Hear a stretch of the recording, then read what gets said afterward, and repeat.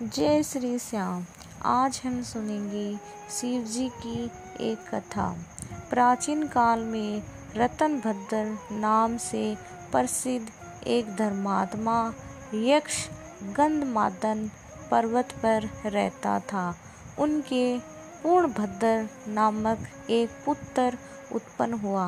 अंत में अनेक भोगों को भोगकर उस रतनभद्र ने शिव ध्यान परायण हो परम शांत शिवलोक को प्राप्त किया।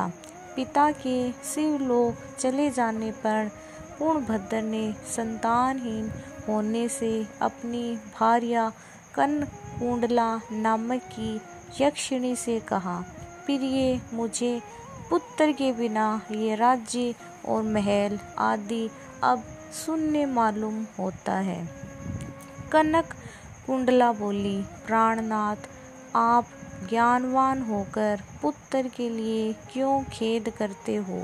यदि यही इच्छा है तो पुत्र मिलने का उपाय कीजिए।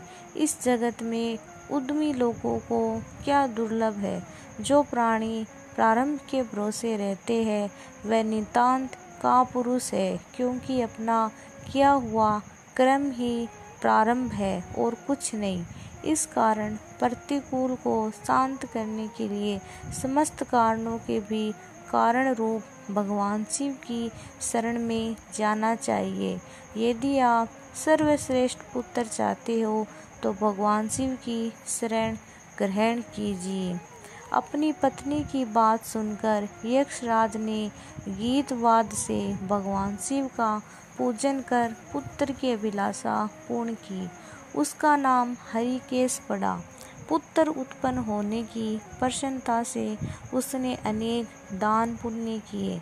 जब हरिकेश 8 वर्ष का हुआ तभी से वह खेल में बालू का शिवलिंग बनाकर धूप से उसकी पूजन करना और अपने साथियों को शिव नाम से ही पुकारता था। वह रात दिन हे चंद्रशेखर, हे भूतेश, हे मृत्युंजय, हे नीलकंठ आदि पवित्र नामों का उच्चारण करता रहता और मित्रों को प्रेम करता हुआ बार बार इन्हीं नामों से पुकारता रहता था। उसके कान के नाम के अतिरिक्त अन्य किसी को ग्रहण नहीं करते थे। वह शिव मंदिर को छोड़कर किसी अन्य जगह नहीं जाता। उसके नेत्र शिव के अतिरिक्त और कुछ देखने की इच्छा नहीं रखते थे। वह स्वप्न में भी भगवान शिव को ही देखा करता था। हरिकेश की यह दशा देखकर उसके पिता ने उसे गृह कार्यों में लगाने की अनेक चेष्टाएं की, किंतु उस पर कुछ भी असर नहीं हुआ। अंत में हरिकेश घर से निकल गया। कुछ दूर जाकर उसे भ्रम हो गया और वह मन ही मन कहने लगा, हे शंकर, कहाँ जाऊँ, कहाँ रहने से मेरा कल्याण होगा। ये सोचकर उसने अपने मन में विचार किया कि जिसकी कहीं ठिकाना नहीं उसका काशीपुरी ही आधार है। इस प्रकार निश्चय कर वह काशीपुरी को गया। जिस अविमुक्त क्षेत्र में पंच भौतिक देह त्याग कर प्राणों का शिव की प्रसन्नता से फिर देह से संबंध नहीं रहता, उस आनंदवद में जाकर तप करने लगा। कुछ समय बाद भगवान शिव ने पार्वती को अपना विहार वन दिखाया। वह अनेक सुगंध युक्त फलों से सुशोभित था। शिव बोले, हे देवी, जैसे तुम मुझको बहुत प्रिय हो वैसे ही ये आनंद वन भी मुझे परम प्रिय है। मेरे अनुग्रह से इस आनंद वन में मेरे मरे हुए को जन्म मरण का बंधन नहीं होता, अर्थात वह फिर संसार में जन्म नहीं लेता। पुण्यात्मा में के कर्म बीज विश्वनाथ की प्रज्वलित अग्नि में जल जाते हैं, उसी से फिर वे गर्भवास में नहीं जाते। काशीवासी लोगों के देहांत समय में मैं ही तारक ब्रह्म ज्ञान का उपदेश देता हूँ, जिससे वे उसी क्षण मुक्त होते हैं।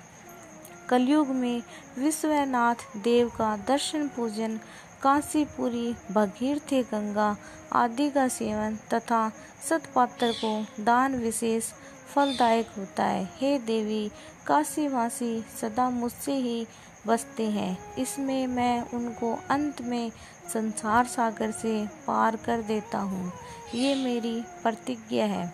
इस तरह वार्तालाप करते करते भगवान शिव उस स्थान पर गए जहाँ हरिकेश समाधि लगाए बैठा था। उसको देखकर पार्वती ने कहा, भगवान, ये आपका तपस्वी भक्त है। इस समाधिस्थ भक्त को वर देकर इसका मनोरथ पूर्ण कीजिए। इसका चित्त केवल आप में ही लगा है और इसका जीवन भी आपके ही अधीन है। पार्वती की बात सुनकर भगवान शिव उसके पास गए और उन्होंने समाधि में स्थित उस हरिकेश को हाथ से स्पर्श किया। दया सिंधु का स्पर्श पाकर उस यक्ष ने आंखें खोलकर अपने सम्मुख प्रत्यक्ष अपने अभीष्ट को देखा। गद्दर स्वर से यक्ष ने कहा, हे शंभो, हे पार्वती पति, हे शंकर, आपकी जय हो। आपके कर कमलों का स्पर्श पाकर मेरा ये शरीर अमृत रूप हो गया। इस प्रकार फिर ये वचन सुनकर भगवान शिव बोले, हे यक्ष, तुम इसी क्षण मेरे वर से मेरे क्षेत्र के दंडनायक हो जाओ। आज से तुम दुष्टों के दंडनायक और पुण्यवानों के सहायक बनो और दंडपति नाम से विख्यात होकर सब उद्धर गणों का नियंत्रण करो। मनुष्यों में सत्य, अर्थ, नाम वाले संभक और उद्भय ये दोनों गण सदा तुम्हारे साथ रहेंगे। तुम काशीवासी जनों के अन्नदाता, प्राणदाता, ज्ञानदाता हो और मेरे मुख से निकले तारक मंत्र के उपदेश से मोक्षदाता होकर नियमित रूप से काशी में निवास करो। भगवान शिव की कृपा से वही हरिकेश यक्ष काशी में दंड पाणी के रूप में स्थित हो गया और भक्तों के कल्याण में लग गया। बोलो भगवान शिव और माता पार्वती की जय।